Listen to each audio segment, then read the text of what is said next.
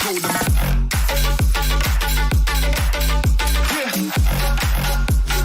Change the station with a new shit. Change the station. Change the station. Change the station with a new shit. With a new shit. Yeah. Change the station. Change the station. Change the station with a new shit. With a new shit. Yeah. I killed it. It's murder. Go crazy. Berserker. I killed it. It's murder. Go crazy. Berserker. I killed it. It's murder. Go crazy. Berserker. I killed it. It's murder. Go crazy. Berserker.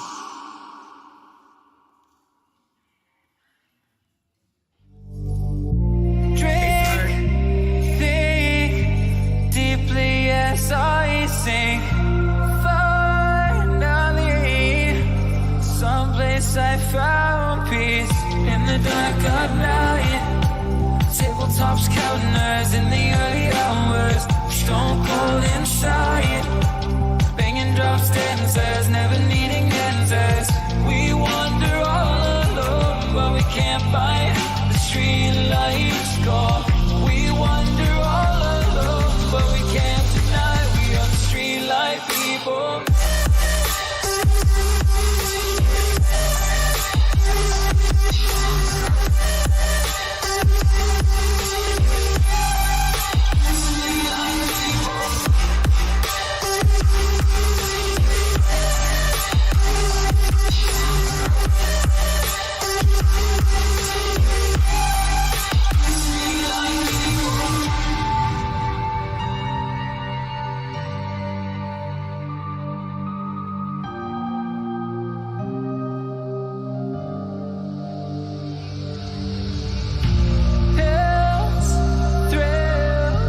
Chasing whatever kills for so long, I forgot how it feels in the dark of night. Tabletops counting nerves in the early hours, stone cold inside, banging drop stanzas, never needing answers. We wander all alone, but we can't find the street lights go. We wander all alone, but we can't deny the street light people.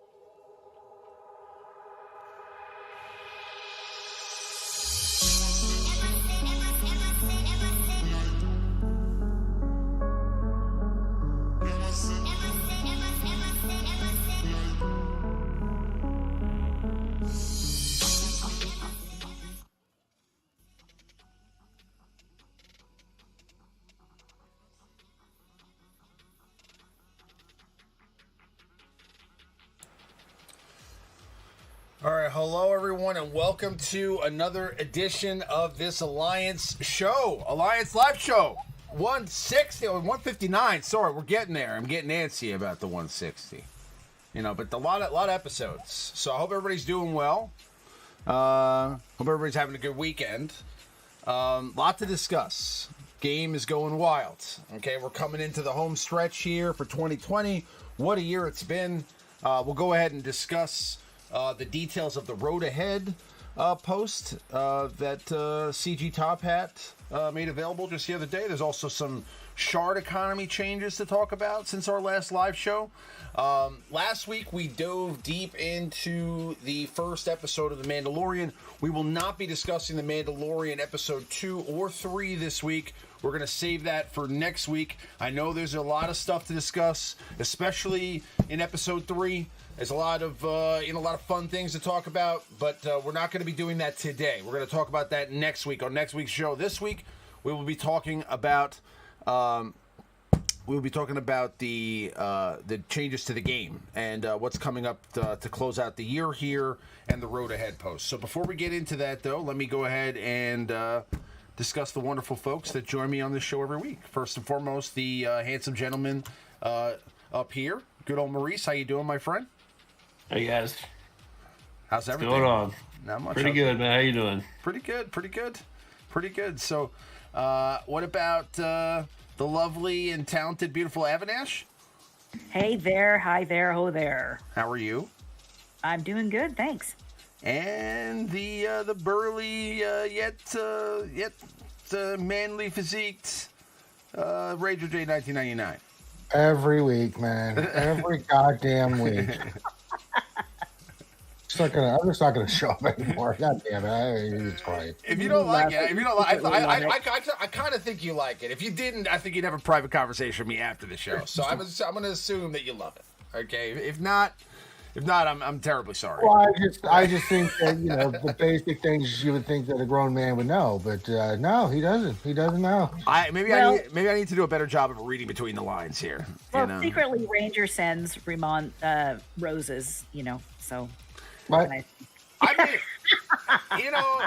Ranger and I, we do, he busts my chops sometimes, but I think at the end of the day, it's all in love. You know what I mean? So I think he loves. Yeah, just as much as I love remodding your account. That's how much love I have for you.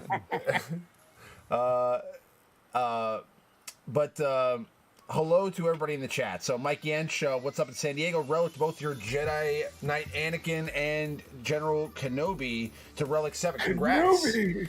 Those are two great characters to have a Relic 7, for sure. Great job. Not bad. Abner says, hi, Gom, hi, Avi, hi, Ranger, and hi, Ramon. What's going on, Abner?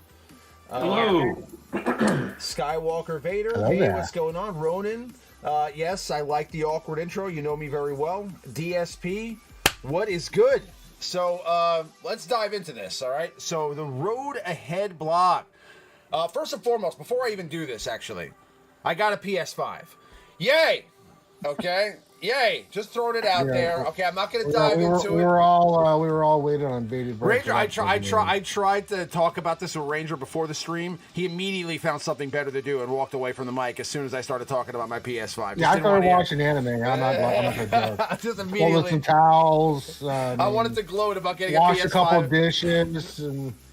I wanted to gloat about it, but Ranger didn't want to have any of that. So it's all right. It's all right. I'm not going to gloat too much about it, but I did get really lucky at like 1:45 a.m. and I was able to do a same-day pickup at Target. So I literally got to play it launch day. So super excited. Nice. My son and I got to play Spider-Man, and I got to play Demon Souls later that night. Love the PS5, and I got an Xbox Series X coming next week. So I'll let you guys know a little bit more about those systems in a future episode after I play them a little bit more. But loving Spider-Man so far and Demon Souls for sure. Great games. PS5 is fantastic. The controllers, ridiculous. It's definitely sick, the haptic feedback. Anyway, so the road ahead blog. 5th anniversary coming up. 2020 has flown by. We find ourselves once again in November. So it says here that let's see, on the 25th they're going to be sending us some goodies, continuing to make this game great. And I guess, is that the official day? Is that like the day it started, the 25th? Yeah. Okay. Because I believe I started playing it on the 26th or 27th, right after launch. I know it was. I started playing it on. I remember it was during Thanksgiving. During Thanksgiving week. As soon as I don't know how I found out about it like the first week, but I was like, wow, a cool Star Wars game, and I just started playing it, and honestly, I wasn't even like in this world at that time. Like I was literally just playing a mobile game. I wasn't a PC gamer. I played my Madden on Xbox and things like that. I played a lot of games. I was definitely a gamer, but not really a big, like I wasn't really deep into, like, the Discord world or online chatting or gaming or anything like that. Really getting into YouTube because of this game and meeting the people that play, these games and obviously play, other games that are similar, like, playing, like, obviously, like, not similar games to this, but, I mean, like, World of Warcraft, games like that. People have played online games for a long time. I just kind of learned about that side of things over the years. So I was never like a WoW guy so I mean, like, this was really my first foray into like learning how, about how deep the rabbit hole goes as far as like online gaming is concerned. Yeah, 5 years now. It's unbelievable. Half a decade. You guys believe we've been playing this game for half a decade? Some of us are, I'm 38 years old. Or I'm going to be 38 years old. I'm 37 right now. So, I mean, 5 years. 5 years is like 1/7 of my life. 1/7 of my life I've been dedicated to Star Wars Galaxy of Heroes. Anyway. Awesome. That's a pretty impressive way to look at it. Yeah, it is, right? So, I'm not sure if that's impressive or not, but hey, maybe that's either the most impressive or the saddest statement I've ever made in my life. One or the other. I said depressing. Depressing. No, depressing. Depressing. Yeah, you're probably right. So, shard economy changes.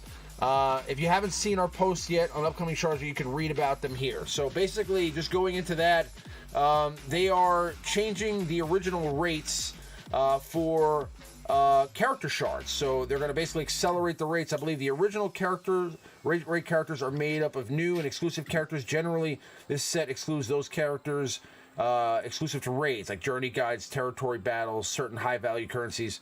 Accelerated characters are typically those found on nodes in various stores.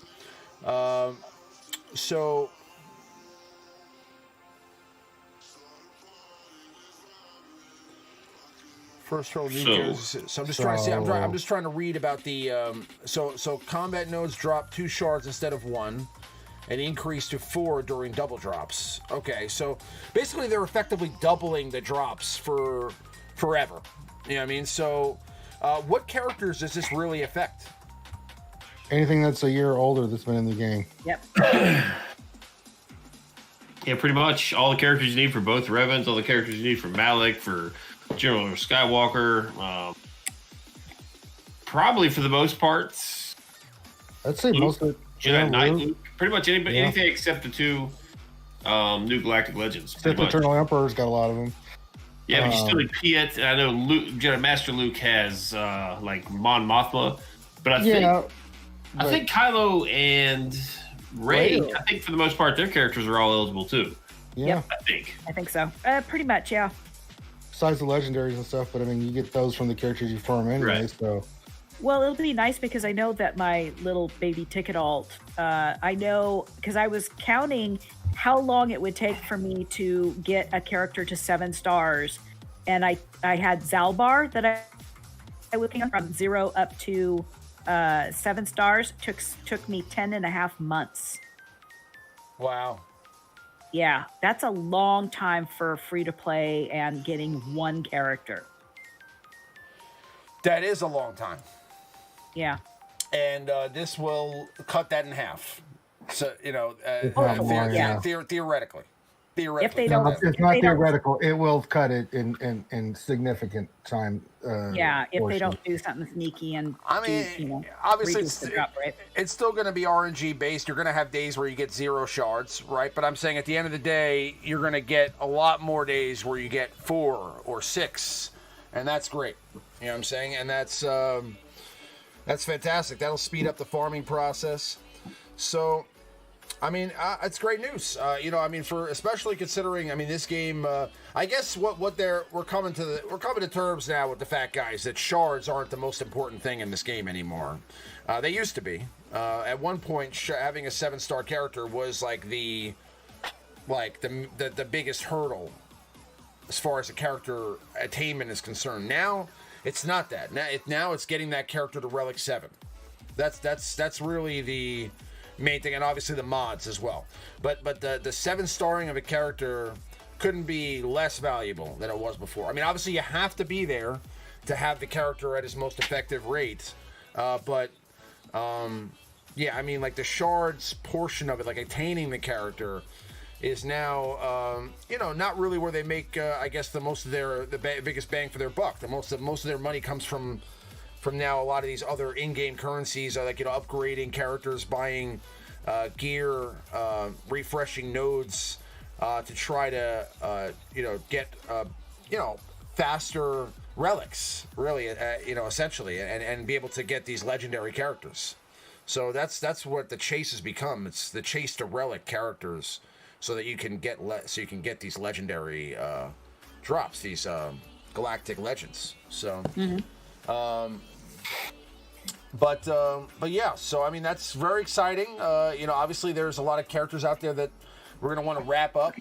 What I'm wondering is that going to leave us at a point where now people are going to be done with, especially players long term? Like I know, like you, Maurice, or there's only a few characters left that I have to 7-star. So I only have 3. So what I'm saying is, like, does that mean you're going to wrap those up now and actually be sitting there at a point where you have every single character 7-starred in the game? Yep. Well, it doesn't matter. It doesn't matter if you have all the characters 7-star. You can't do anything with them. Like all the newest legendaries, they're all gated behind relic levels and gear levels and power numbers. Yep. Like, Yep. It's great. It would be great for brand new player retention. I have a feeling. Yeah, that's what it's really for. It's for those newer players, newer spenders that are coming into the game, so they don't feel overwhelmed with the fact that, holy shit, how am I going to catch up to that? That would be daunting, right? That's really what it's there for. Let's just be real.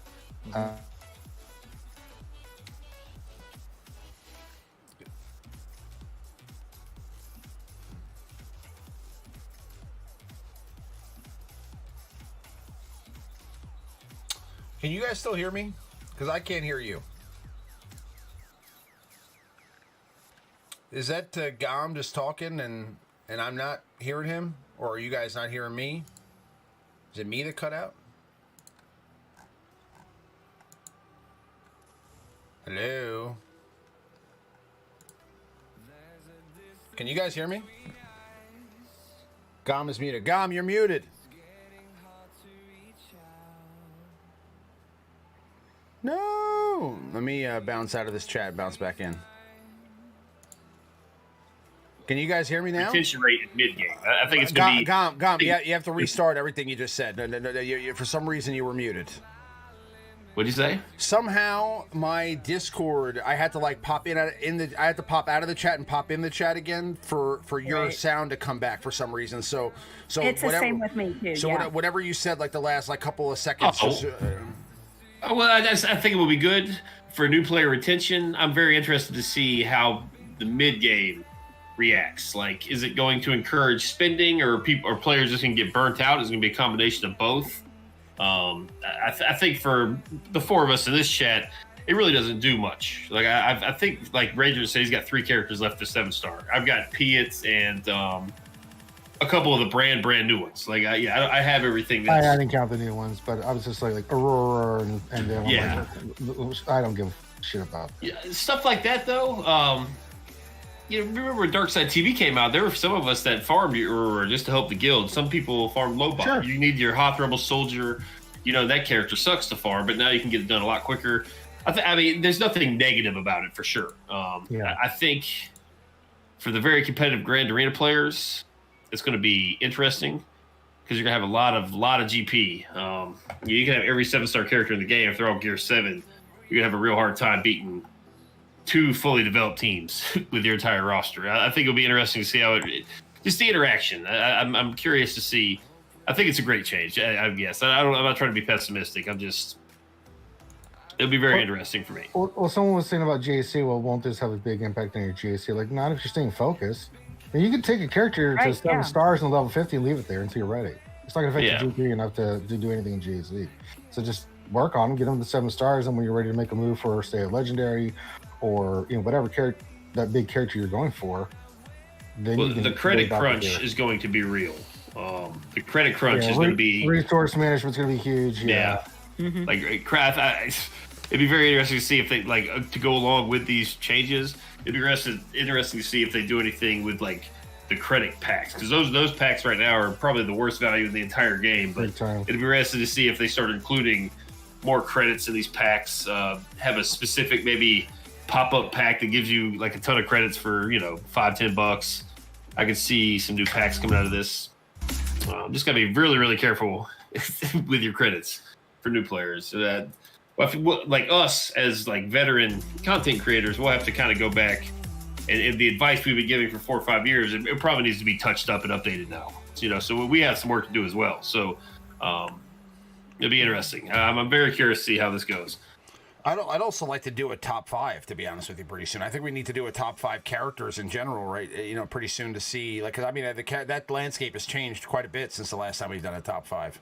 I mean, I'm kind of curious. I mean, obviously, we know that 4 of them are going to be Galactic Legend characters, but what I'm saying is, I'm kind of curious as to what your opinion would be on that order. As far as Kylo, Rey, and now with Luke and Palpatine.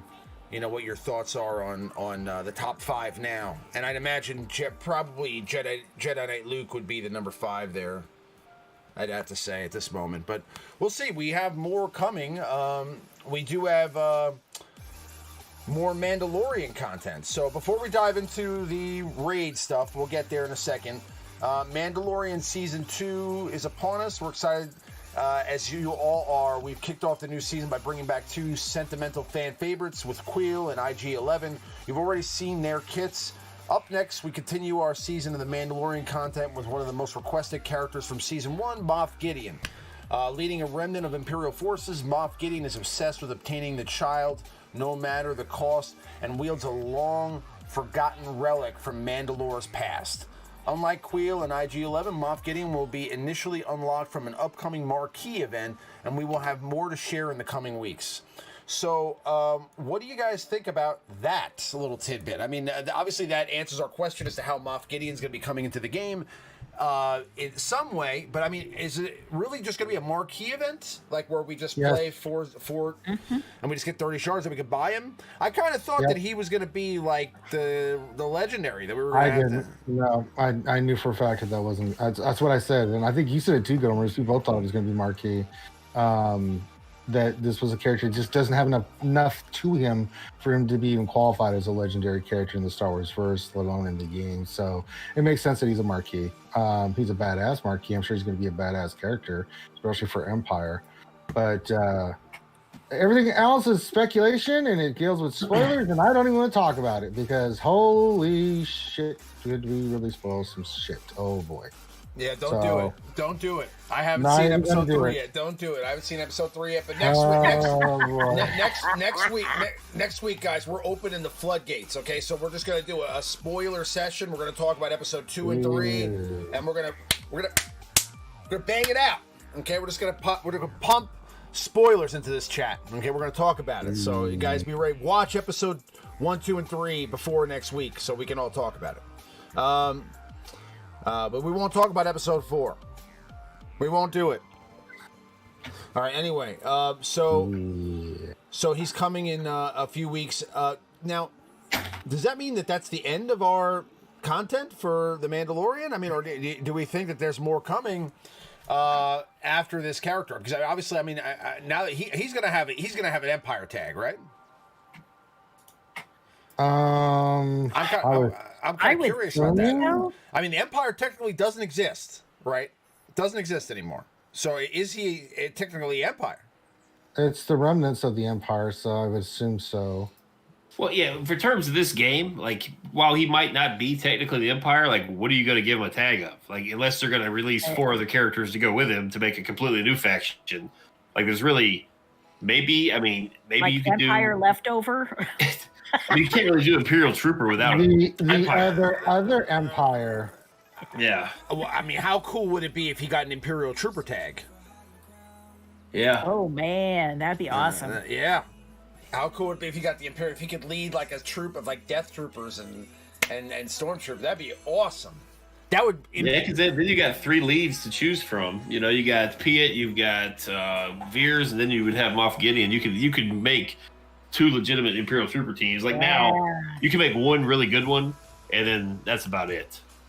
Like, I mean, the leftovers are garbage without Veers, you know, or Piet or Stark, you know. But now, I mean, if you start throwing Moff Gideon, maybe, you know, we make, you know, maybe the Flame Trooper we were all asking for last year, maybe we get something like that. You can make 2 full Imperial Trooper teams. That'd be a lot of fun. I think he's super. If he does have an Empire tag, he's super attractive to everyone that just went after the Eternal Emperor, right? Because they're going to have Krennic, they're going to have Moff Tarkin, they're going to have Royal Guard, they have all these characters that, for the most part, aren't super useful. But maybe they could, you know, be great under or with Moff Gideon. So I think it's good news. It's pretty exciting stuff. Yeah, but I think they're going to release more Mando stuff. I really do. Because, you know, we're at the tip of the iceberg in regards to this show and the characters that could be coming on the show. Agreed. It's a hot commodity. It's definitely a hot commodity, and I don't think I mean, I know you guys think we have, but I don't think we've seen the last of the Child either. I don't think the Child's gonna come back again, and it's gonna happen. Nope. He's gonna come out. Nope. You talking about in game? Yes, I don't think so either. No, not as a separate character. No, I mean, if anything, if he does come out, he'll be attached to somebody. Yeah. I think he'll be attached to somebody too. I think like he'll be like, you know, like a special. I don't know, maybe not. You know, I could be nuts, but anyway, yeah. So it's definitely interesting. I would love to see him get the Imperial Trooper tag because I mean, listen, I would love to dust off the Range Trooper and, you know, Death Trooper and find like another crew for those guys. That'd be cool. The Child not in this game is such a miss. Yeah, well, honestly, I think there's a reason for that. I mean, they're either saving it for something later or they were told by Lucasfilm not to do it. Yeah, I mean, so I'm sure CG would have loved. They don't want the Child being exploded. He's too cute to get hurt. You know, it's just they probably But for now, he's on IG-11's back. He's a backpack. Yeah, he's a backpack for now. He's a very cute backpack. So, you can only hear me. Okay, let me just go through the chat here. So, Thomas Willingham, what's up? Silver Fox, what's going on? Asuka, how are you? Meow Meow's here? What? Yeah. She's always lurking. Finn, Wherever I am. Finn, what's going on, Finn? No, yeah, we're not talking Mando episode 4 next week, Abner. We're not doing it. Okay, that's not enough time. People need time. Don't worry, he'll mess up and split it out somehow. Every time. People need time to digest. Okay, Ronan, what's going on? DSP. Well, I'm sorry, but you're Eagle. I mean, I think you're an Eagles fan, and they suck. Okay, they should have came to play today, and they didn't. All right, they decided to go out there with. Oh, for Christ's sakes! They decided to roll out there with Carson Wentz my pants, and you know what? He failed. All right. Yeah. Oh boy! Giants are taking this sorry ass division, baby. Giants are taking it. All right, I'm calling it now. They're gonna be the first team in history to make it to the playoffs at 5-11. You know what I mean? That's what the NFC right now. The Giants are like they're still behind the Eagles because the Eagles have a tie, but the Eagles have 3 wins and the Giants have 3 wins, and they're both like 3-7. And that's right now number 1 in the NFC East right now. So it's like, you know, it's a real disgusting show in the NFC East this year. So like, somebody's going to make the playoffs from that division at like, I mean, definitely sub 500. But I mean, I think it's going to be like even. It's going to definitely be like the best I could see would be like 6-10.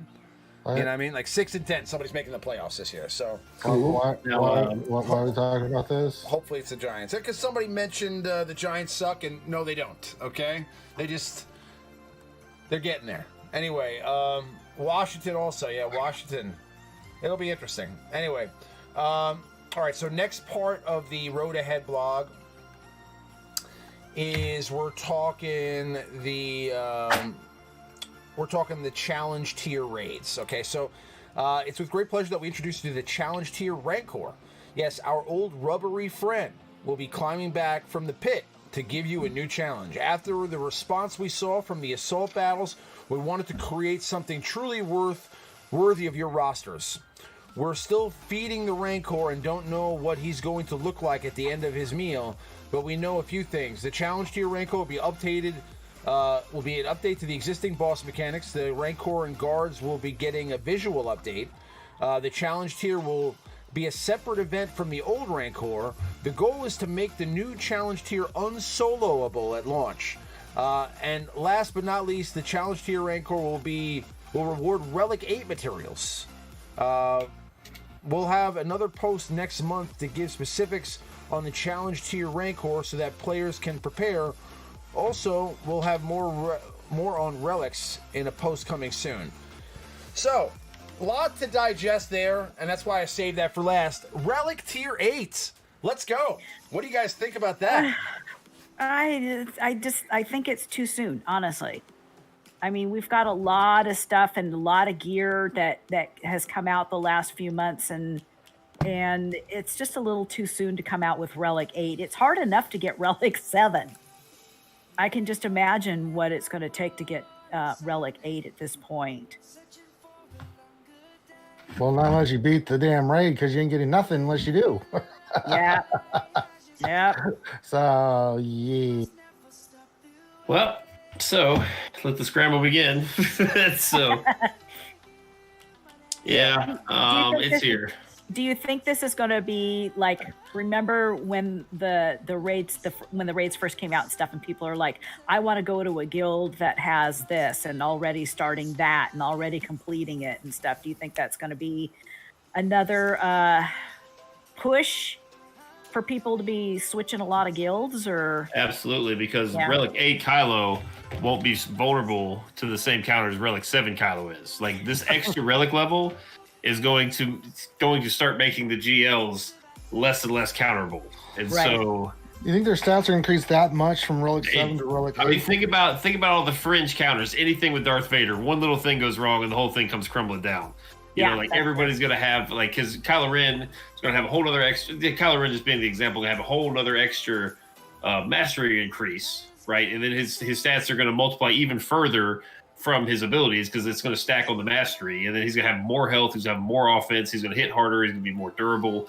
It's not going to change it drastically, but you start talking about Relic 8, then Relic 9, then Relic 10. Relic 10 Galactic Legends aren't going to be counterable by anything other than Galactic Legends, like, or something new. They're going to be brick walls, is what they're going to be. So I mean, this is the beginning. So I mean, I'm a little shocked we haven't seen any sort of tweaks or even comments on Luke and Sith Eternal Emperor. Like, I don't have the Emperor, I have Luke, but for the most part, I haven't heard really anyone like fight to the death over that these two are better than the old ones. I haven't heard anything either. Yeah, I haven't heard anything at all.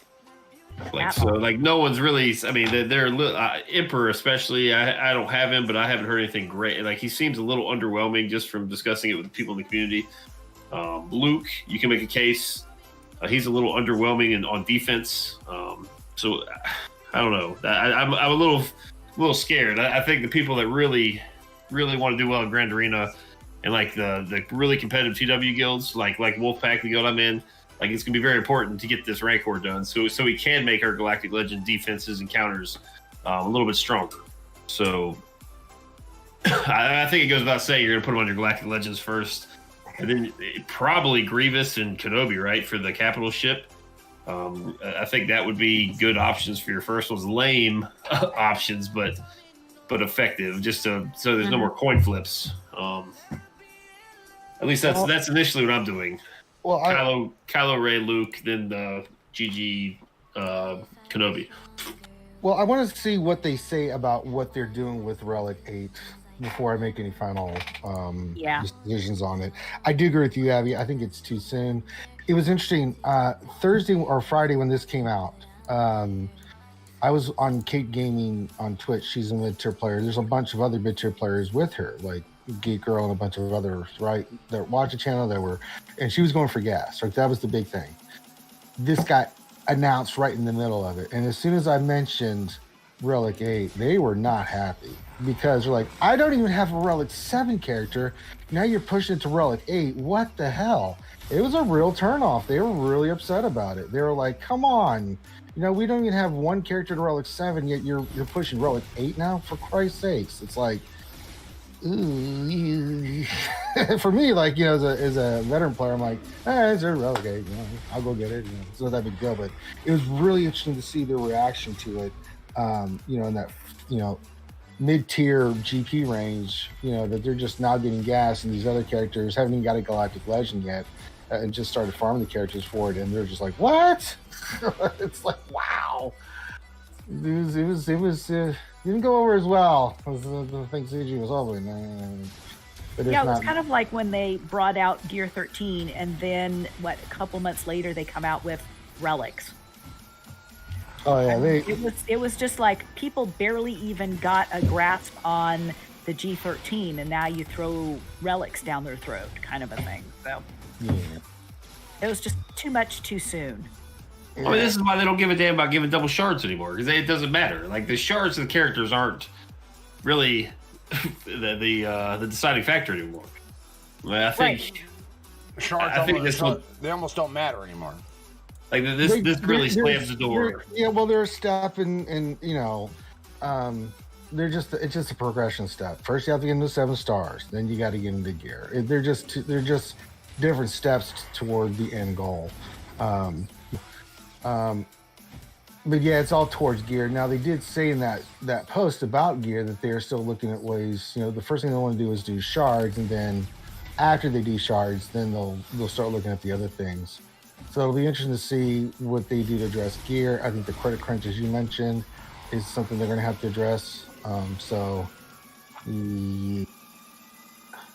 let's see how CG plays this one. Like, I'm cool with the raid. I think this is interesting. And if you guys, for you guys really keep up with the data mines, they leaked this long. I bet it was a year and a half ago. Like, there was like the arcade version or something of the raids, and they had some name for it that was data mined. Like, this is a long time ago. Like, it was like around the same time we were supposed to get like a Newt Gunray capital ship. You guys remember that data mine? Oh, like, yeah. It's been in the data mines for a while, or it was in one. So it's interesting that this is coming now. I think it's cool. It's kind of exciting. I mean, I guess we'll see how much they revamp it. Like, if it really is just adding extra tenacity to the Rancor, it's the same mechanics. That you guys have a case for that's pretty lazy. That's kind of lazy. Yeah. Like, but if they do change the mechanics, do make it interesting, unsoloable, if you will, then okay. But if unsoloable means to put like 15,000 tenacity on it and just give it ridiculous amounts of health, and like immune to health-based damage, that's pretty lame.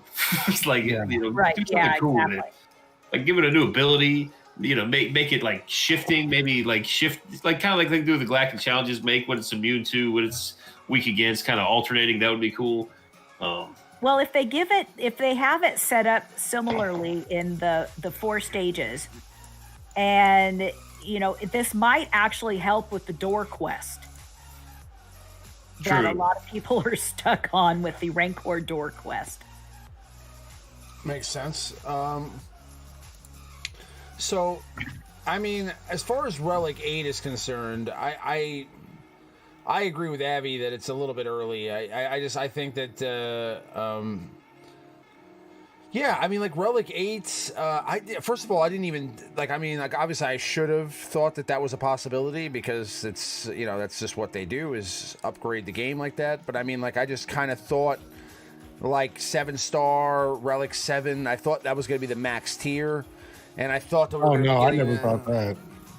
I thought we were going to be getting I thought we were going to be getting abilities too, and it seems like they're adding to relics. Apparently they have the time to add more relic levels, but they don't have the time to add the abilities that they promised to add a year ago. Why? Like, why are we getting more relic tiers, but we still aren't getting the relic abilities? Yeah. It doesn't make any sense. I think that their gear and level progression is, because you've got the light side territory battle. That's end game content, basically. It's just harder than hell. And so they're basing a lot of the stuff that's new that's coming out to be able to conquer it better. That's what their goal is. Okay, what do we do to help everybody, achieve the goal of max stars? It basically. And it's like, okay, we need to do change the relic levels. We need to change the gear. We need to change how we do things. We need to add this. But I think in the order that they do it is a little off. And the time in between, it's like, extend it out a little bit. Let people get a little bit comfortable with, what they're doing right now, because it's a lot. And especially with lower to medium players and free to play, that's a lot to take in. That's a lot to take in all at once. So spreading it out just a little bit longer would have been better, I think, and would have been more accepting. Yeah. I mean, listen, I'm sure they have a method to their madness, and there's probably a reason for all of this that we just don't see yet. But I mean, I just think that it's, I just think that again, with the one thing that I'm 100% against is creating new stuff when you haven't finished what you promised already. And what I'm saying is that I want progressions to relics for sure. I totally agree that the game can't just stop at relic 7. That makes sense. Like otherwise they'd have to create some other progression tier and call it something else other than relics, right? I'd rather them just continue the relic system than just create a whole new thing. But I'm saying, like, as far as that goes, you did also promise something with relics, and that's that we would be getting new abilities to some of these characters, which would make some of these older characters, dare I say, a lot more interesting. You know what I mean? Like, there's definitely characters that are just no longer interesting to use anymore, especially when you've been playing with some of these characters for 5 years now. So I mean, like, it'd be nice to see some characters that maybe haven't gotten all the love in the world. Maybe they get one new relic ability that kind of makes them more viable, or adds like some sort of complexity that makes them an option for some sort of a theory crafting team or some sort of a sandbox team. So I don't know. I just feel like obviously a lot of the sandboxing stuff has been thrown out over the years, but I don't know. I just think that there could be, if you're going to release a whole nother level of relics, you should first at least address the abilities that you told us last year that we were going to get. You made a video showing us the abilities. There was even a section, I think, did one of the characters have a glitch where the ability was actually showing on their screen, but then they deleted it? Like, didn't Ray, when she came out, like when relics came out, didn't one of the characters actually have like a little slot where you could see that they were supposed to have a new ability, and then I think it was Treya. It was Treya. Okay. I think, if I remember it, that was a long time ago. I don't know. I think so. Maybe so, because I know in that video that they showed, Jedi Training ran the video, and she did have purple mods on her. I can't remember if she had the new ability or not. Right, yeah, I remember the mods. No, there was a glitch where one of the characters had like a new ability showing, and it was Treya, and it was like it didn't show the ability; it just showed that there was an ability that was supposed to be coming with her relics. And obviously they told us they were putting the abilities on hold, which makes total sense. We're pandemic, they're not going to do it right now. Makes sense. Put it on hold for the time being, but. Now that we're dropping new content and we're working on new content and we're going to be increasing specifically the relic tiers, I think it's time to kind of revisit those abilities, or at least discuss why you haven't released them yet and if you plan to in the future at some point. That's just what I'm saying. And listen, I'm not complaining about everything. I mean, they've been very good. Like Ranger says all the time, they have been very good. Okay, but I'm saying, like, this one thing I think I think you should at least address. You promised us abilities for these relics, so I assume that, and just based on that video that you sent out last year, I get a character to Relic 7, I get an extra ability for that character at Relic 7, and that hasn't happened yet. So to me, it's kind of false advertising. Like, you made me believe that if I relic the character to Relic 7, that there was going to be an additional ability that I was getting with that relic. So I don't know. That's the way I thought about it. So I was always thinking, like, when I'm getting this character to Relic 7, okay, at some point, you know, that Relic 7 character is going to get an upgrade, you know, with an ability at some point, whenever the abilities drop. I knew that, you know, my better judgment said, there's no way they're just going to one day drop 100 abilities into the game. That would break the game, right? Like, they would have, there'd be so many glitches with that. They'd have to, like, tweak it first. They'd have to know that you know, dropping 100 abilities in the game. I mean, they have to do it in waves. I don't know how they would do it in the first place. It just seemed like a complex proposition to me in the first place. But to me, I just think that was a promise that they didn't keep. So the raid tiers. So how hard do you think this Rancor is going to be? Pretty super hard, yeah. Yeah, definitely. They're changing the artwork too for the Rancor, right? So they're going to make it look like a new Rancor. Yeah. Okay. You're gonna update everything, so yeah, it'll be nice. It'll be so nice. Maybe the new kind of Rancor after he's eaten all those players over all the years. You know? It's just a fat Rancor? Just a Rancor that's got a belly? A fat Rancor, Why you gotta be fat? Why are you dissing? What? It's just a Rancor with a beer belly? You know? That makes sense. All right, so the future of Galactic... I don't know about fat shaming the Rancor here. Rancor is, you know, the Rancor does that, you know, he's got a very strict diet. You know, it's Gamorrean guards and Twi'lek. Twi'leks and Womp Rats. In August, so the Galactic Challenges, future Galactic Challenges. In August, we released a new mode called Galactic Challenges.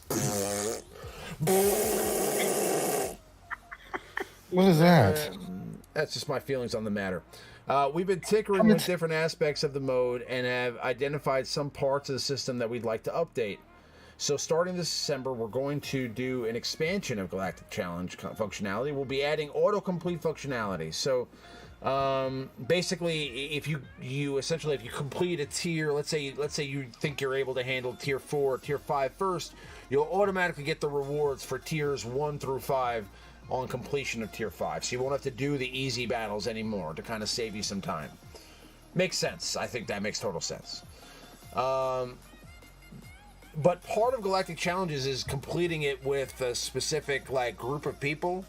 So doesn't that mean that you're now going to lose those bonuses from completing it with, you know, like a full droid squad or whatever? You know what I mean? No, it'll complete everything. You get all the rewards.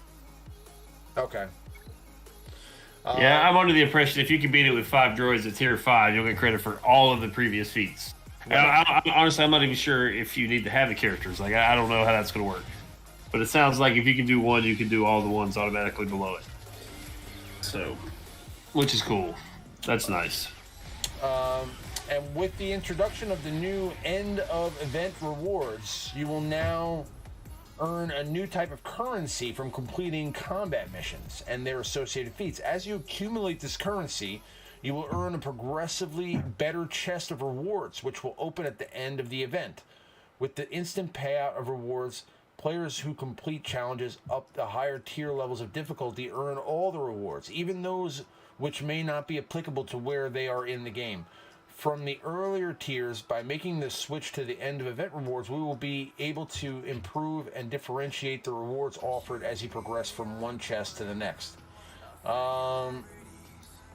Lastly, we're eyeing a major expansion of Galactic Challenges system sometime in February or March of next year. We've got some significant changes we'd like to make, but we're not far enough along to discuss them yet. We'll be talking about them in the next road ahead. So, all right. So basically, they're going to be doing end of event rewards that basically accumulate based on how many tiers you complete. I'm assuming so. How many challenge tiers you're able to complete, you get better box at the end. What do you guys think about that? I mean, do you think that gives you more incentive to do the Galactic Challenges? I mean, if it's gonna be for the rewards and stuff, yeah. And I like that they, you know, if you just want to go in there and complete it, you can. You get all the rewards. I like the changes. I think they're listening to what the community is saying, and it worked for me. Making adjustments, yeah. I don't think it's quite as horrible as I thought it was before. So. Yeah, there's some good stuff with Galactic Challenges. I'm digging some of the stuff they made and adding the characters, the marquees to it and stuff. It's been cool. I can see they're trying to work on it and make it better, consistently working on it and listening to feedback. So more power to them, man. I mean, I can't complain about them trying at least and trying to do stuff and add changes and make changes and things like that. So as long as they're doing that and they're talking to the community and they're getting feedback and making changes based on what they're seeing and what some of the feedback and things of that nature, hey, more power to them. I think it's great. And what's nice is that you can get some of those feats done, regular game feats done in some of those galactic challenges, like having Boba Fett's bounty done 500 times and stuff. You can work on that, and that'll go a lot faster too. I mean, if you guys really, really want to do the first, 1, 2, 3, 4 level, whatever level is easy for you. If you guys really want to go through and do it, you'll still be able to. You know, so like if you guys really want to go through the whole thing and do every level and see what it's all about, then that's still an option. Right, it's just giving you the ability to also skip it, and that makes sense. I just, I think that the main thing here is really what they're saying about the changes to the galactic challenges that are coming up next year. So I mean, I don't think there's much to really unpack here as far as what's coming in December. I think they're really just going to be changing it. And normally this is like something like an update like this, like a quality of life update like this, they would take years to do. Remember, like it took us years to get mod tools and years to get the ability to sim the Rancor or to sim Galactic War.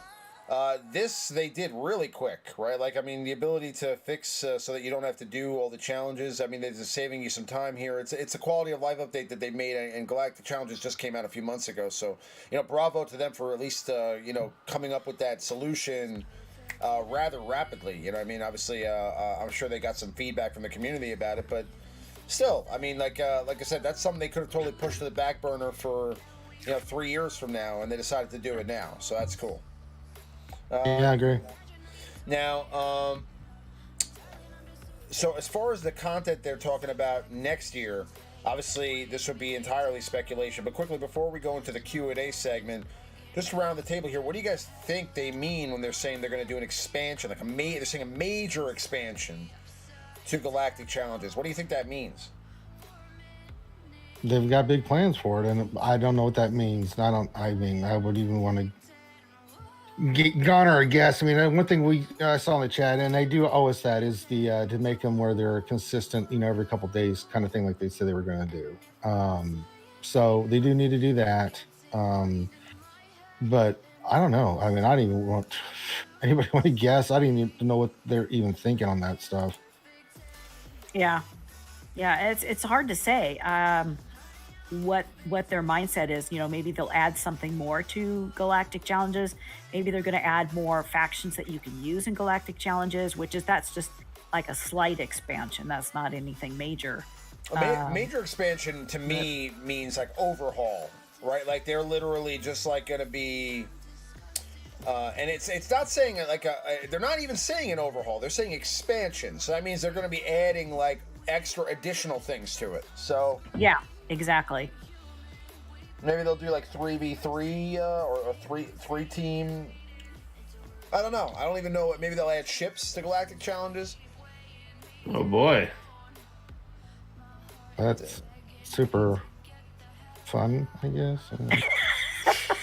I mean, ooh, somebody sounds enthused. No, I was being ironical there. I think that Ranger just had a little Woody pop through his pants there, thinking about ships and Galactic Challenges. Sure, you think that? Yeah, go for that. That's what it was. Yes. Ranger's disrobed underneath his microphone there. Just sure, quickly, let's go with that. That's not what happened, but sure, let's go with that. As soon as you heard about the opportunity for ships to possibly make their way or rear their face into the Galactic World of Galactic challenges. That made him very excited. Sure didn't. Sure didn't, Ramon. Great. Thanks for that. I really appreciate it. All right. Let's go into questions. Okay, we're coming up to 15 minutes before the stream is going to wrap up, and I see that there's been a bunch of questions already in the chat. I want to try to scoop some of those up and discuss them now. We pretty much covered everything. Look out for your updates on the 25th, but we'll have a stream before then. I'm kind of curious what those rewards are going to be. Typically, what did they give us last year for rewards for the anniversary? I don't remember. Good question. I get May the 4th and the anniversary sometimes, but I know one year for one of the two, I'm not sure which one it was, they gave us like 20 Zeta mats. Oh yeah. And then that one year, I think it might not have been have anything to do with the anniversary, but there was that 1 week where they gave us different stuff every day. Like one day was some stun cuffs, one day was some stun guns, one day was, a couple Zetas, like a login kind of mini login reward. 3 Chewy shards you'll get for sure. 100%. And also you'll get a 50th anniversary portrait. You'll get like a portrait. Yes, probably so for a portrait. Yeah. Yeah, get a portrait. Yeah. Yeah. So. But that's interesting. Yeah, I mean, those 20 Zetas were clutch. I remember, super clutch. You know what I mean? So hopefully they. Hopefully they increase that. Hopefully their gift is they'll increase the mod inventory space to 1,000 for the 5th anniversary. Maybe for the 25th. Maybe for the 25th anniversary. And I think they're saying that all the things we've discussed tonight. I think that's going live in the anniversary patch. So I think that's when we can anticipate seeing this stuff. A lot of people are saying to spend all your bronziums and stuff. It's probably a good idea. So you got I did. What are they doing? It took me 26 and a half hours. I'm being the guinea pig. I'm not going to do it. I'm not either.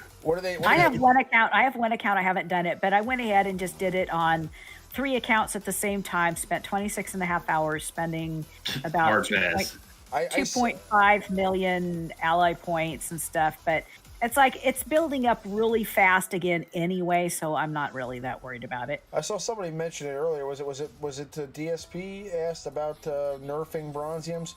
So what do you mean what do they mean nerfing bronziums? What are they changing the bronziums? Well, here's what it is that in their infinite wisdom, they couldn't figure out how to change the rate for the bronzium packs. When you get a character shard, it's going to be at the same rate as it is. So you're basically getting half the value. So that's why they're talking about people trying to get their ally points spent now before they have the rate.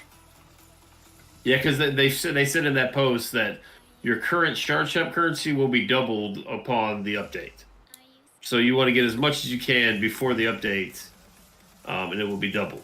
Now, it doesn't matter. You don't need to spend all your other currencies and stuff, because in the future, even after the update, if you buy 5 big shards from the Galactic War store, you're going to get, I think, should be double the conversion. So I think just bronziums, I think, is the main one. I think I'm not even sure, to be honest. I'm not doing it like Ranger. I just not that I don't care. I mean, I'd love to have all the shard currency. I don't know. I can't. I know there's auto clickers and stuff, which are against terms of service, guys. But I mean, really, some people do them. I just don't have. I don't care. I know it sounds terrible. GOM does not condone breaking the rules, gentlemen. Ladies and gentlemen, okay, this is no clickers. All right, guys, no clickers out there. All right, but if you are going to click, let's give you a website that you can go to that you should only look at just for entertainment purposes only. Yeah, just research. I have used auto clickers in the past for a multitude of games. Just I'm not setting one up for bronzium packs. It was so easy to do though. I just did it on my computer emulator. She's saying hypothetically. 3 of them at the same time. Hypothetically, 3 of them at the same time. You shouldn't do it, but if you were going to do it, this would be a way that you could do it. Okay. Yes. But you shouldn't do it. So don't do it. All right. Don't. No clickers. Yeah, we were trying to figure out how long it would take for one of the guys in my guild, because he's got over 9 million ally points. It would take him days and days to get that spent. So maybe I'm being too cautious, but I'm a little worried that everyone's doing this and they're pushing. They're like, okay, let's make ally tokens good for something else. That's exactly what I'm thinking. I am not spending so I'm gonna sit on them. That's exactly what I'm thinking. This is totally what they did. This is what they did last time. And then they're like, oh, you have no reason to spend your ally tokens. By the way, ally tokens are the currency for the tournaments. What? No, that's when remember when the ally tokens were the currency for tournaments? Oh my God, yes. They switched from crystals to ally points. Oh my God, the crystal tournaments. That was like a cesspool of they did one. They made enough money off Ramon and that other guy that was racing him in your guild. Yep. Like a go ahead, call it a year. We got no updates the rest of the year thanks to Ramon and that other guy that chased for first place for short term. The only thing I can imagine is like they looked at what happened from this tournament and they were like, all right, guys. What we did there was morally incorrect. You know, we need to make we need to make these bronzium. These need to be bronzium. Ally points. That's it. Okay, ally points is all. Because they literally did one tournament for crystals, which would make them a ton of money, right? So it makes no sense that they would get rid of that, but they did. There has to be there definitely had to be like a gambling aspect to it. There had to be some legal reason that they changed that. Okay, you came in second. How did it feel to accidentally fall asleep for 45 minutes and lose after spending all that time? Oh my God. Yeah. Dude. Oh my God. Can't take a nap. You can't even close your eyes for 3 seconds for 2 days. I was up for 3 days just watching the colluders. What's it like to do that much cocaine? I'm just wondering. I'm just throwing it out there. It was allegedly. No, it was actually the opposite. I was just doing heavy marijuana smoke at the time. You know what I'm saying? It was one of those things where, you know, I mean, that's why. I wonder why you fell asleep. That's why I fell asleep. Big up for the chat for reading on that one. You know, but I mean, no, it was one of those things where, we were, I was up for like 3 days just watching people cheat at 3 a.m. trying to ride the lightning, ride in the train. You remember riding the train all the way up? Oh yeah. You know, and was riding the train, and then I had a pretty solid lead, and I was like, all right, let me just lay back for a second. Fell asleep for 45 minutes, lost my lead. It's ridiculous, and then I literally had to. I had to try to catch up, and I couldn't. So but anyway, it was an interesting tournament. So I don't know why they suddenly decided to go from crystals to that, because it felt like they were trying to make money off of tournaments, and like it seems like they immediately stopped tournaments like 2 months later. They said it was because of cheating, but I feel like there had to be some other reason that they just suddenly stopped selling it for crystals, right? And that's why they dropped their interest in tournaments altogether. Like maybe there was like somebody that complained or sued them or something. There had to be something that happened. I don't know what, but anyway. All right, so let's dive into questions. I know we have some questions from earlier. Yeah, I got them. I got them in here. Hold on a second. Trying to do a little bit of work here. Okay. Yeah, we kind of answered his DSP's first question about the bronziums. He's got another one here. When will it be possible to max TB even with R8 that won't get enough ship GP? Months. Now, you guys, Ranger, the other day, you guys were kind of talking. I forget what it was. If it was a lunch, it might have been your Wednesday night stream. You guys were tossing around just how can we do this, and somebody said just expanding the guild size, and everyone was like, "Oh yeah." I think that's realistic. I didn't really like that. No, it's hard enough to herd 50 people. It's hard enough to herd that many people. So I can't imagine more. No, that's bad. No. But I think you get we're not anywhere close. But I think we'd have 2 new Galactic Legends. Got R8s coming. Granted, I mean that could add a pretty significant amount of time over the course of many, many months. Like, every character. Think about the size of your roster, how much GP it is from R6 to R7. and you do R7 to R8s, and a lot of those are going to be pilots. I think we're slowly getting close. I mean, not yet, but we're baby steps. These mods and the new mods add a tiny bit of GP. Just every little bit is adding to it. I mean, I think what was it? I think we're over 9 million now in terms of highest GP individually. I think. Yeah. Let me double check that before. You know that for a fact before I look it up. I don't want to misspeak. You still have no chance in hell. Yeah, it's 9.3. There's several. Yeah. Probably a dozen players over 9 million now. So yeah, That's insane. Only 4 million to go, and you can beat Lightside GOTB with 50 other players that have the same 4 for 4 stars. It's literally insane. I remember when 5 million was the highest. Yeah, there are exactly 12 players with over 9 million, and 1, 2, 3, 4, 5, 6 of them are in the main Mog Guild. So I mean, you know, like, and I'm sure there's some other guys not far behind them. So I mean, they're getting to the point where like, okay, we can envision this. Yeah, here's 4 other guys down here in the top 25 that are in Mod 2. So you know, they're probably seeing it firsthand. Like, hey, we're not quite there, but it's not out of the realm of possibility. Very soon. Almost there. You know, you got Queel, you got IG11, you got Homeboy coming out. Just a little further. Homeboy's coming out. Homeboy. Three characters are coming. You know, that's you know, for these guys that have 9 million GP, no problem. Those are Gear 13, Relic 7 out of the gate. So you know, that's exactly. Yeah, They're just gearing up the homies. Homeboy's coming Relic, out. Van Sealers, Jet, Relic 8, bounty hunters incoming. I'm sure. Now unless you're beating that guild, that new raid Van Seal, you don't have to wait. Good. What you doing there, buddy? It's going to be a while, DSP. I'm trying to be optimistic. It's going to be a while. Next question, Skywalker Vader. I love the game as much as you guys. What are you getting a little bored with the game? Galactic challenges are nice, but Assault Battles 2.0. So I don't get the game itself is not really my main thing. I mean, the game is the game, right? It's really the community. I think we've all talked about this. For us streamers, it's our guild, it's the people we play with, it's just the interaction, it's the talking about this stuff. That's what I do this game for more than anything.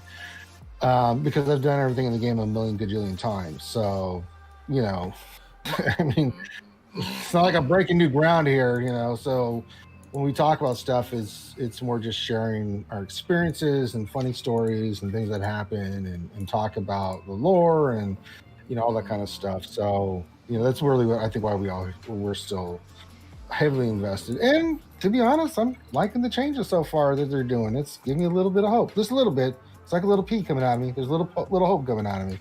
So we'll see what happens.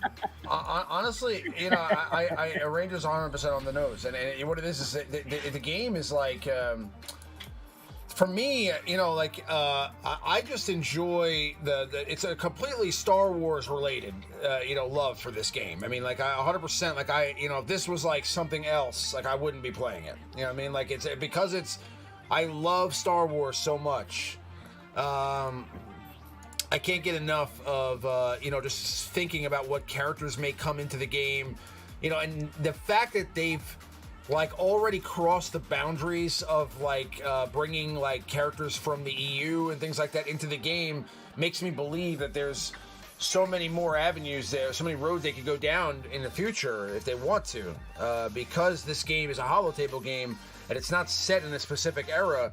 It gives them so much, you know, I mean, so much ability to be versatile as far as like their decision making is concerned. So, yeah, and also the community aspect. I mean, I love doing this show. I love talking with Ranger and the guys. I love the you know, the community of the game. I mean, just like, you know, this is a great game, great community. And it has been, you know, for 5 years. So I mean, that's really the main thing that kind of attracts me to it.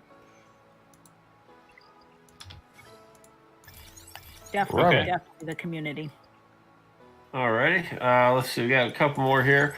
Asuka Meow. They said R8 would do Rancor, but every raid has character shards. Can we get a character too, or just R8 stuff? I think we already got the character for the Rancor. I'd be shocked if they gave us another one, but who knows? I've been wrong tons. so I mean, yeah, it's all for the lulz. That's why we're doing it. Yeah, it's for the. I mean, relicate stuff. Be more than enough. Yeah, it's kind of important. I think if you put another new character in there, lock a new character behind the challenge tier, I think then, like earlier we were talking about, I think then you really get scrambling, like guild mashup big time. Oh yeah, yep.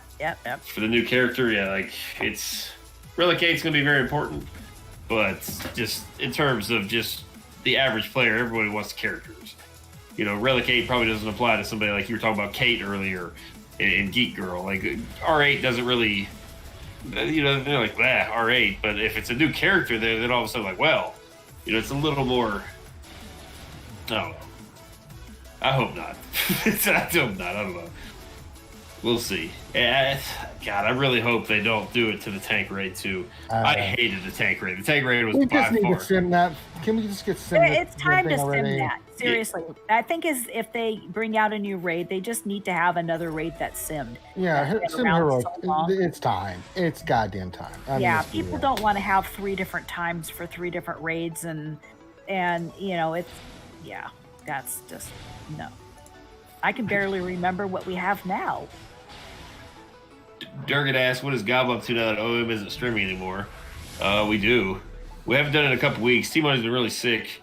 I've been streaming over on Twitch quite a bunch. This last week we didn't do stuff. I was took a little weekend poker adventure, so I was kind of out all weekend up in the mountains. So Jesus Christ, he called the poo chick. You guys have no mercy. I mean, like the guy can take a vacation for a couple of weeks. I mean, Jesus Christ. No, he can't.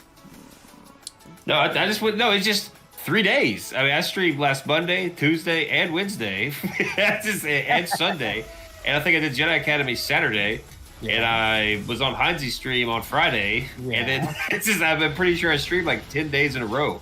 I know. so yeah, I mean, God, he disappeared for 2 days, and Durgan's just ready to throw the dirt in your tombstone, just bury you.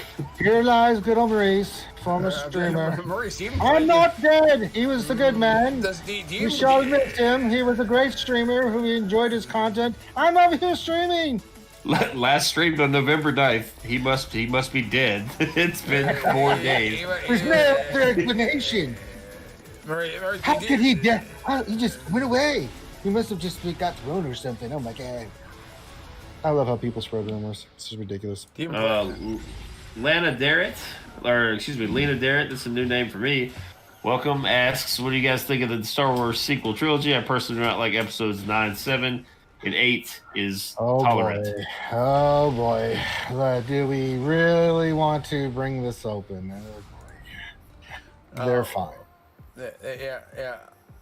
Yeah, we're not doing it. And she says she's from. He or she says they're from Russia.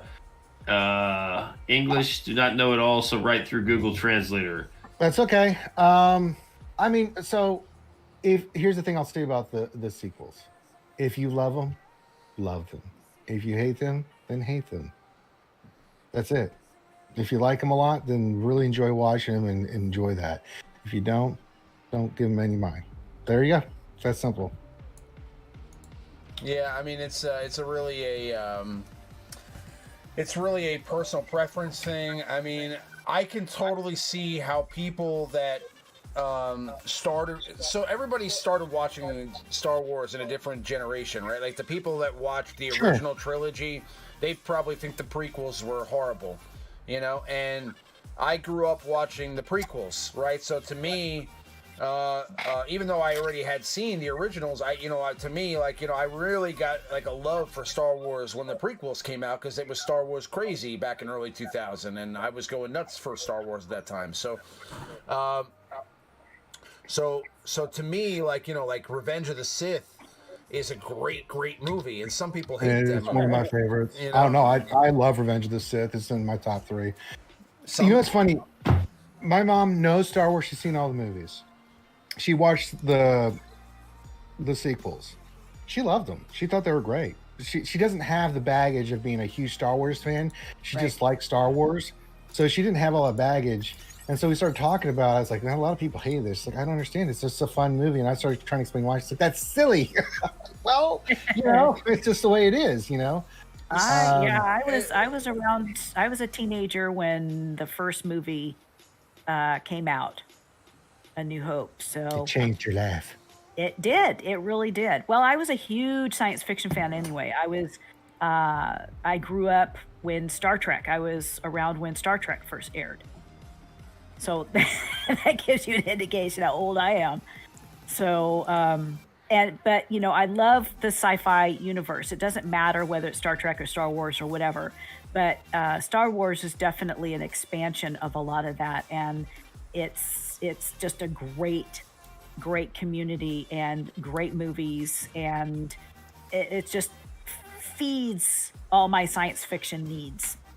And those were great. Those were great shows too. The original Star Treks, those were really awesome.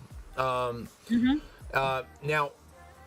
there are a whole nother generation of kids, girls especially, not just girls, but I'm saying I'm saying girls specifically because the main protagonist in the new Star Wars trilogy is a female, that have their own opinions to formulate, and we may talk all the smack that we want about, the Rise of Skywalker or The Last Jedi or The Force Awakens, whatever you think about those movies. There are children that watch those movies with their parents that will grow up just like, I grew up watching the prequels thinking that those movies were fantastic. Like, my son may one day just come back and be like, I don't know what you're talking about. The Rise of Skywalker is the best Star Wars movie ever, Right. And that's the way their opinion may be 20, 30 years from now. Also, things change over time. Like, people's sour attitude about the prequels change entirely over the course of 20, 30 years. Mine does not. I think 1 and 2 suck. They have some cool moments, but 3 for me, as I said, is top 3. My top 3 films, 1 for me, Star Wars, is Rogue One, then Empire Strikes Back, and then Revenge of the Sith. Say whatever you want about the Phantom Menace, but to be honest with you, that Darth Maul fight against Obi-Wan and Qui-Gon, only redeeming quality. It's ridiculous. Duel of the Fates, that is ridiculous. That's one of the best scenes in the history of Star Wars.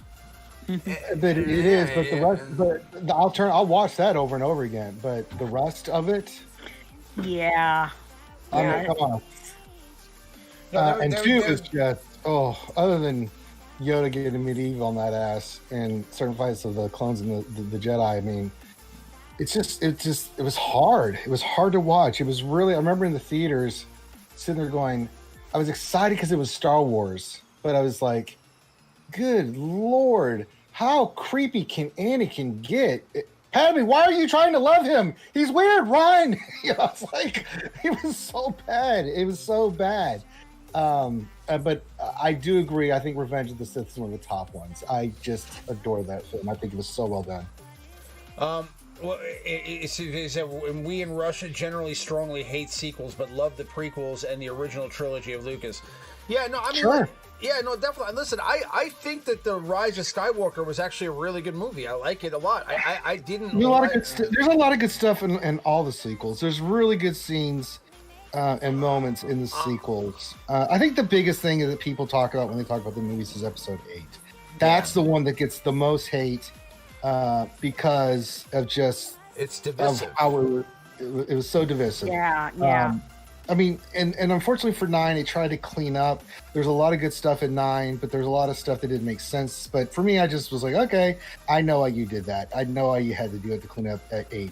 So it didn't really bother me that much. But some people it bothers them. I thought 7 was fine. It's a rehash of A New Hope. I didn't care because it was new characters, and it had a lot of strong possibilities. The entire sequel trilogy, it didn't really quite. The premise was there, but they didn't execute the story. And for me, that's why the sequels are just not as good as the original ones. Yep. I also really liked my top 3. Yeah, I also really liked I like that they the thing is that, again, it's one of those things where I think that we could talk about this for hours. I just think it's one of those things where people are going to formulate their own opinion over time, and what people think now will kind of change over time too, and they'll, in some cases hate it even more or start to kind of open their minds to it. And we also don't know what Disney has in store for the story going forward. So, how they handle the next era of Star Wars after the Skywalker saga will be a big deal. As far as you know what Star Wars is? This is what I've always told people that why I love Star Wars so much. It's moments. It's moments that just give you a certain feel and emotion because you're so involved with some of these characters. And you can even in the animated shows. I mean, Ahsoka versus Vader.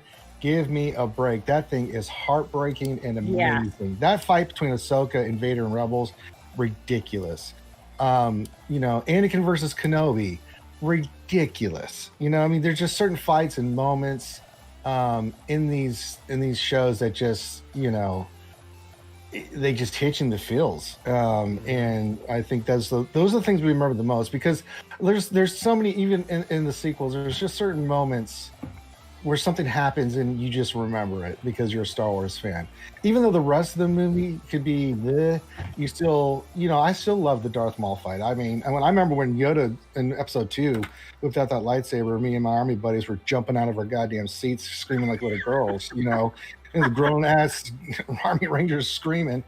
So yeah. I mean, listen, what they need to do is they need to go back to the roots and tell us an origin story for Jedi. A Sith and Jedi origin story, yeah. Yeah, Ahsoka versus Mon Clone Wars was pretty impactful. That fight was amazing. Oh my god. And then the next episode afterwards, Order 66. I mean, get the hell out of here. I mean, that was unbelievable the way they did that. It's just so many little moments like that. These things we remember, quotes and things of that nature that you always see me saying. That's what makes Star Wars Star Wars. Mm-hmm. You can debate which one. There's no right or wrong answer. The best Star Wars movie is the one you like the most. I like the Han Solo movie. Nobody liked that movie. I love that movie. I thought it was really good. Pretty good, yeah. I don't think it was good as the other ones, but it's in the middle of my tiers of movie. I really enjoyed it. I think it's a solidly average flick. Like it's not bad, it's not great, but it's definitely. It was entertaining. Yeah. It didn't really tell too much in terms of. It's what I'll play in the background while I'm doing. It was fun. It was fun. It was a fun movie. I thought it was fun. Definitely didn't not like it. Definitely liked it. Definitely thought it was good. I mean, just didn't also didn't love it. It kind of the end scene with Maul at the end kind of stepped it up a little bit for me. Made it a little bit more cool. Well, I just liked what they did with Han and Chewie throughout that movie. It just really developed that relationship in a way. I thought it was really good. Yeah. But it's it's really good in my opinion. It's just not compared to those other three. It didn't have that moment like those other movies did, like Rogue One did. So the last 40 minutes of Rogue One, Jesus Christ. Silver Fox, Rogue One may be a top 3 Star Wars movie of all time. That is for me. I said the last 40 minutes of Rogue One, you can't, you're just shaking because it's just unbelievable. The action, the emotion, just everything that happens. You're just watching this, in this Greek tragedy in front of you. Like, oh my God, it really. And I think what Rogue One does better than anything, it really amps up Episode 4 because you saw everything that goes on in Rogue One, and then you go right to Episode 4. You're just like, yep. This is how it got there. This is what happened. Watching it with my son, being able to watch episode 1, 2, 3, then watch Rogue One, then watch episode 4, 5, 6, and then it's awesome to be able to literally show it to him that way. Now I actually did it a little bit differently. I watched Rogue One, episode 3. Rogue One, episode 4, episode 5, and I let him see that Darth Vader was Luke's father, right? And then I wanted him to find out that Vader was Luke's father on Bespin, not from the prequels, right? So I didn't let him watch the prequels first because then he would have known right away, right? What I mean? So I wanted them to see, that I wanted them to get that moment like everybody else did, finding out, when Vader tells him there in Cloud City that he's his dad, and that's how we did. And then we went back to episode 1, 2, and 3. Then we watched Return of the Jedi, and then we finished everything after that. So, but very cool. All right. Any more questions, Maurice? Go with it. No, I think that pretty much wraps it up. Oh yeah, I pulled that last question that we've been talking about for 15 minutes out of the chat at the last second. So yeah. All right. So anyway, we're getting a little bit late here. So a lot of these fine folks need to get to work tomorrow. So we're gonna go ahead and wrap it up here, guys. I appreciate everybody coming to check out the stream. I'm not gonna be talking anything about Mandalorian this week, but like I said, next week we'll have a fun episode where we'll just kind of discuss episode 2 and 3 of The Mandalorian. We'll go into spoiler talk, and we'll just kind of share our opinions on it. And we'll also discuss, of course, any game news that we get over the next few days. And, possibly if we get some more information over the next few days about, the updates coming to the raid, or to, anything that's coming out on the 25th on the anniversary, we'll discuss that as well. But what's going on with you guys this week? What's up with Operation Metaverse this week? Hopefully we'll get back my little partner, get back my partner off the DO. We're going to stream on Thursday nights, 10:30. I've been streaming over on Twitch pretty much Monday, Tuesday, Wednesday at 10:30, and then randomly on the weekends. Yeah, that's pretty much about it. And what's going on with Reality Skewed Gamers this week? Same old. Monday through Friday, we'll have the lunch stream. Wednesday, we'll have the Wednesday night show. Saturday, Jedi Academy. In between on Twitch, we'll do some other games. Saturdays, we have D&D. Sundays, we have Star Wars D&D. There's a lot of content, a lot of stuff. We do our GCs during the week as well. I do mine during the lunch stream. Finn does his on Twitch a couple hours after mine. So, which is what we'll do tomorrow. So come check it out. Reality Skewed Gamers. You can come watch us on YouTube and on Twitch. Thank you, Ray Rock. Definitely, that's awesome. Ray Rock said, "I'm a great dad for watching Star Wars, my son." Thank you. That's very nice. And Abby, what's going on with Boba's podcast, Boba's Alliance?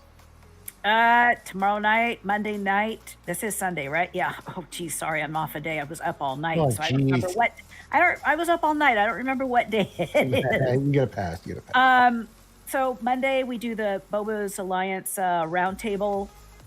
So that's going to be happening tomorrow, and we'll have that recorded and posted on our website. Excellent. So links are in the description for Operation Metaverse, Reality Skewed Gamers, and Boba's Alliance. Make sure to go check out their content during the next couple of days until we come back with some more live show next Sunday. Ray Rock, I have not fixed my mods yet. That is an ongoing, lifelong process that is just marinating. It's just marinating. And it's probably going to get a little soggy before I actually get it, get it fully cooked.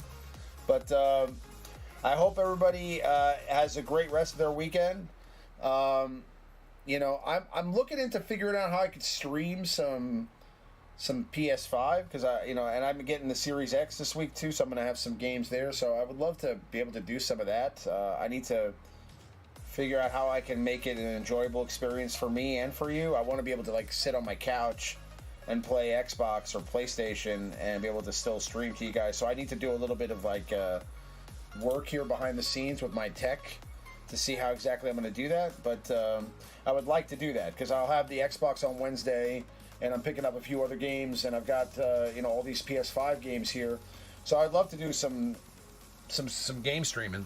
But anyway, we'll be back next week with some more show. If I find a way to do some content like that during the week here, I will. Otherwise, I hope you guys have a great rest of your weekend. Thank you so much for coming to party with us. I hope everybody has a great rest of their night. May the force be with you guys, and we'll see you on the next one. Have a good night, everybody.